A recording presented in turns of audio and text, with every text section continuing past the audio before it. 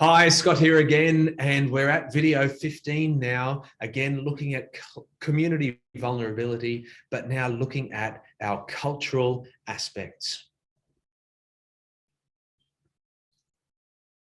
So once again, a reminder that the cultural aspects consider all types of cultural connections with the World Heritage Property, and we look at these people groupings: locals, Nigerian nationals, and people with international interest.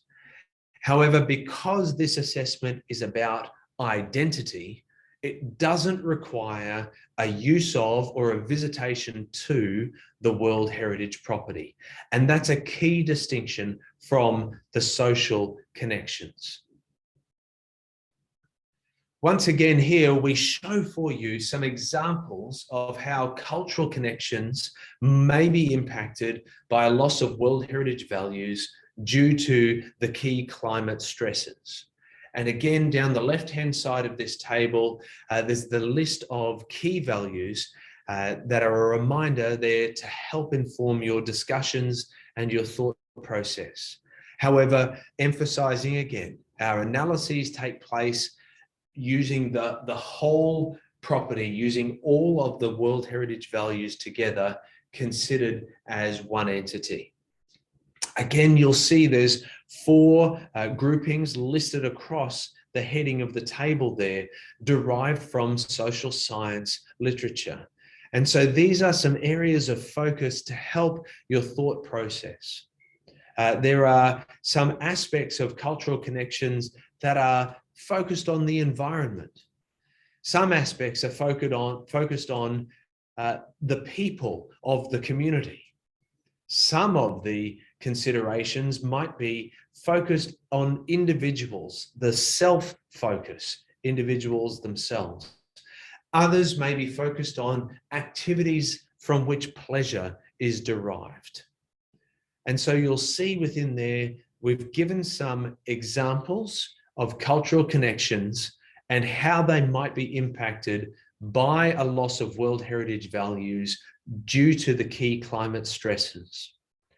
Once again, we're going to take a moment. Please read through those, take some notes, consider those. Pause the video at this point if you would like to have the time to read through those.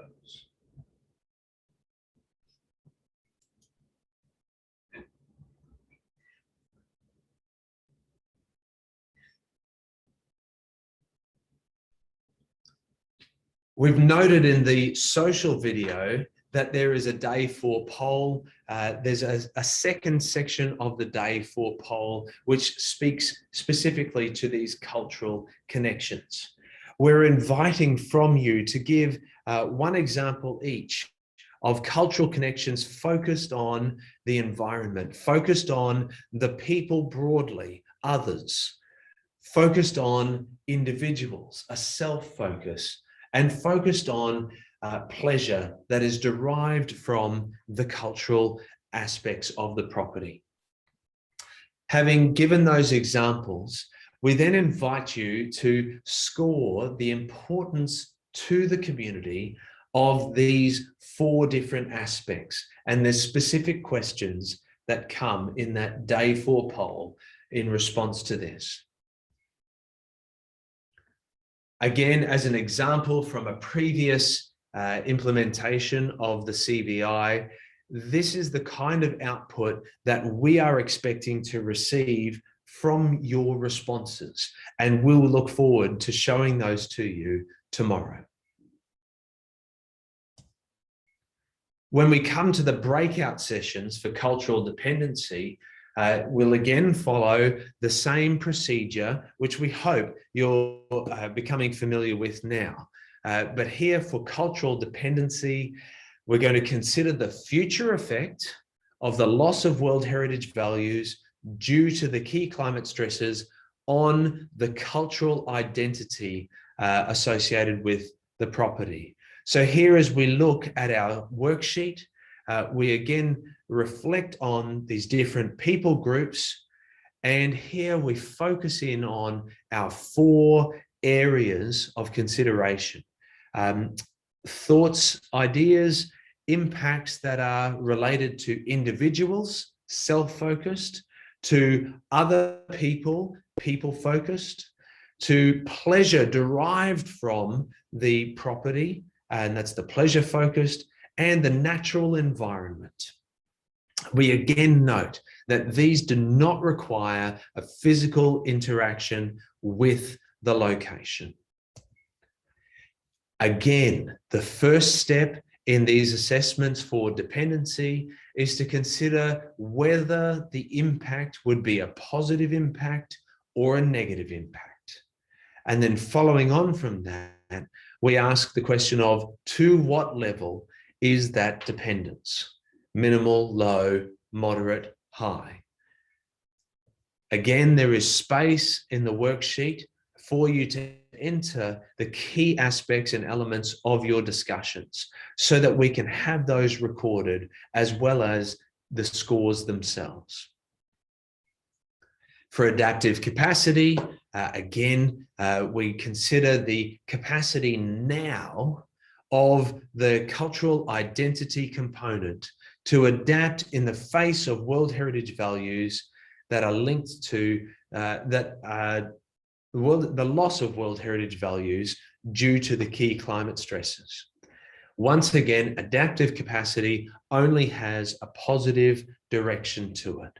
So we'll see spreadsheets that look like this, and we'll again ask the question with a positive, how much positive directionality is there in the adaptive capacity, ranging from minimal up to high.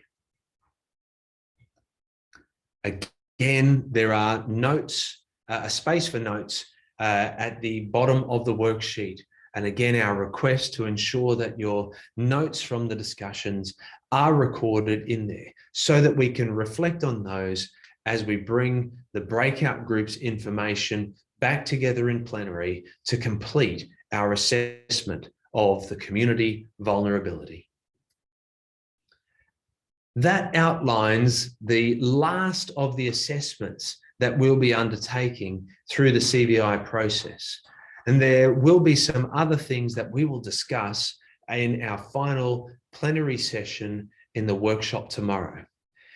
Thank you again for all of your hard work today, for the time spent considering these videos. Now, please make sure that you document any discussion items that come from within the group, and so that we're able to capture those thoughts and discussions and loop those in as we come together for tomorrow morning's last morning session.